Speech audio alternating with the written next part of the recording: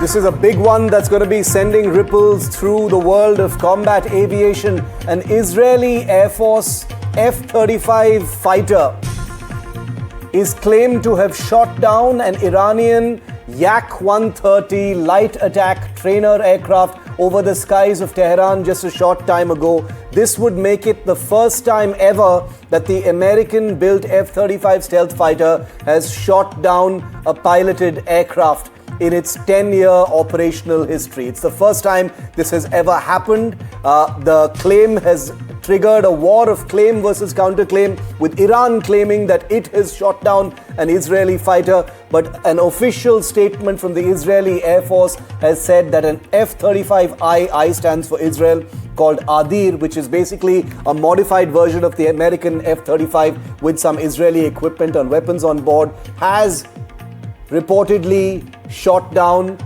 a Russian-built Yak-130 light attack trainer aircraft of the Iranian Air Force.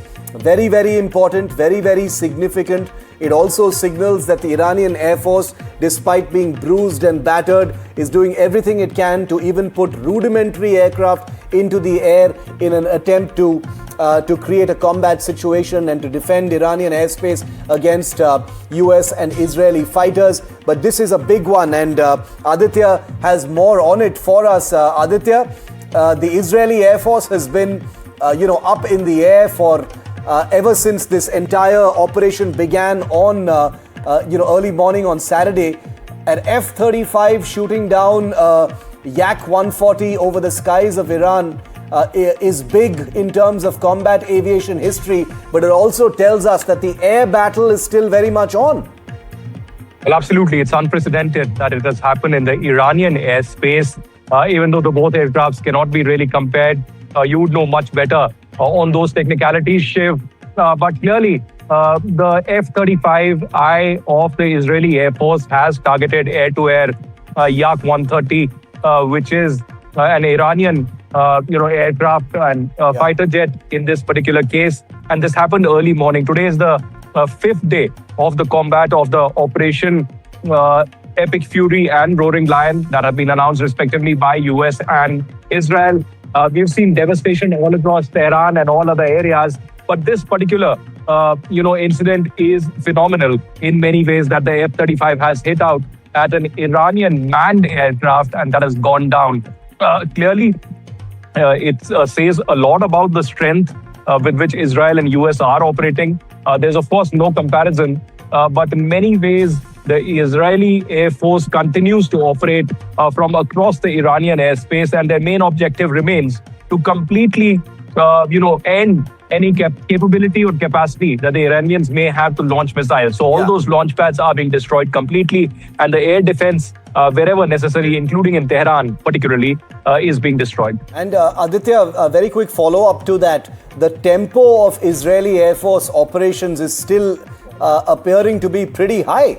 It hasn't gone down on day 5. It looks like the Israeli Air Force, which is also abbreviated as IAF, has all its frontline combat fleet in the air at all times. Well, absolutely. There's been no scaling down of the operation in the last 5 days. We've seen continuous airstrikes in multiple levels, coordinated with the United States, that are underway in Tehran particularly, but other places like Isfahan and Qom as well. There are many command control centers that have been, attacked. We've seen also the paramilitary Basij forces that were involved in persecution of the protesters. They have been attacked. Their police stations have been attacked. Their headquarters have been attacked. Apart from that, senior functionaries of the IRGC have been continuously under the attack of the Israeli forces. There were reports yesterday that Ayatollah Khamenei's son may take over as the next supreme leader, but the Iranian senior officials have denied such reports. They said that the next supreme leader is yet to be chosen. One of the advisory council locations where that meeting was to be held was also targeted by the Israeli Air Force. So one thing is very clear. In my conversation with senior leadership here in Israel, they're saying that there will be no letdown, there will be no scaling down of the operation. The main objective of the operation is to completely annihilate and end the Iranian regime. And that seems to be the focus. They say that no matter how much time it will take, but the military, the Israeli Air Force will continue to strike the Iranian regime headquarters, their offices and their residences all across Iran. Aditya, thanks very much for that. It gives you a sense of how high tempo this operation continues to be.